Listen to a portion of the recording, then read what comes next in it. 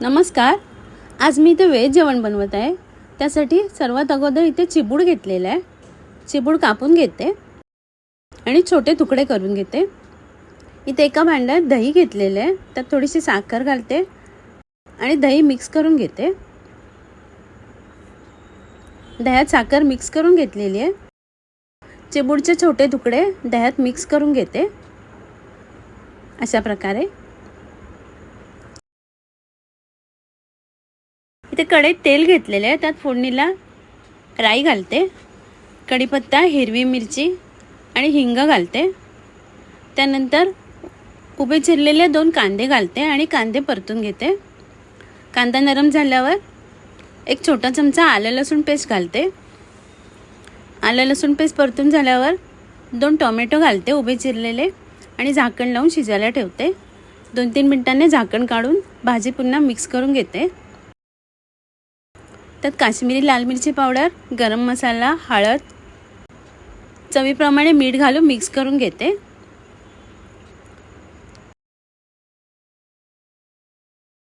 थोडंसं पाणी घालते भाजीत.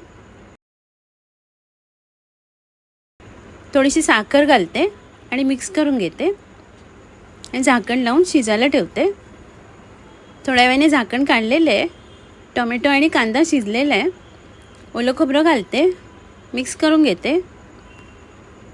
बारीक चिरलेली कोथिंबीर घालते आणि पुन्हा एकदा मिक्स करून घेते आणि झाकण लावून एक वाफ काढून घेते.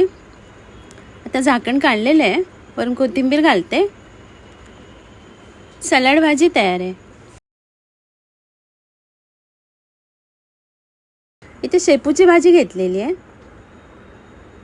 भाजी साफ करून घेते, कोवळे देठ काढून घेते. अशा प्रकारे ते शेपूची भाजी धुवून बारीक चिरून घेतलेली आहे. त्यात बारीक चिरलेला कांदा, हिरवी मिरची, थोडंसं पाणी घालते आणि झाकण लावून शिजायला ठेवते. थोड्या वेळाने झाकण काढलेलं आहे. भाजीला छान वाफ आलेली आहे. भाजी मिक्स करून घेते. चवीप्रमाणे मीठ आणि खोबरं घालते, मिक्स करून घेते आणि झाकण लावून पुन्हा 2 मिनटं वाफ काढून घेते. झाकण काढलेलं आहे. भाजी मिक्स करून घेते. शेपूची भाजी तयार आहे. इथे कढईत तेल घेतलेलं आहे थोडंसं. त्यात तूप घालते. तूप मिक्स करून झाल्यावर फोडणीला राई, जिरं, एक छोटा चमचा मेथीचे दाणे घालते. त्यानंतर 4-5 हिरव्या मिरच्या उभ्या चिरलेल्या आणि कढीपत्ता घालते. मिरच्या परतून घेते.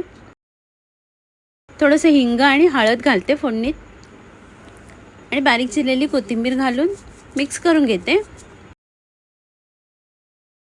कुकरमधनं शिजून घेतलेली तुरीची डाळ घालते. चवीप्रमाणे मीठ घालून डाळ घोटून घेते.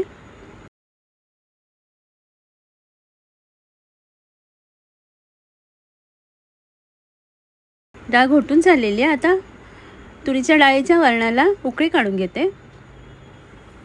वरणाला छान उकळी आलेली आहे. बारीक चिरलेली कोथिंबीर घालते.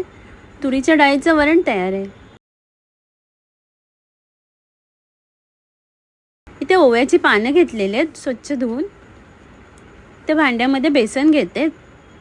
2-3 चमचे, 2 चमचे तांदळाचं पीठ घालते. हिंग, लाल मिरची पावडर, हळद, चवीप्रमाणे मीठ आणि मिक्स करून घेते. थोडंसं पाणी घालून गुठळ्या मोडून घेते आणि पीठ छान फेटून घेते. अशा प्रकारे 3-4 मिनटं पीठ फेटून घेतलेलं आहे. तर धुवून पुसून घेतलेली ओव्याची पानं घालते. पॅनमध्ये तेल घेतलेलं आहे गरम करायला. त्यात ओव्याची पानं डीप फ्राय करून घेते. छान कुरकुरीत होईपर्यंत दोन्ही बाजूने फ्राय करून घेते. ओव्याची पानं फ्राय करून झालेली आहे. आता काढून घेते आणि सर्व करते. आजचा व्हिडिओ पाहिल्याबद्दल खूप खूप धन्यवाद.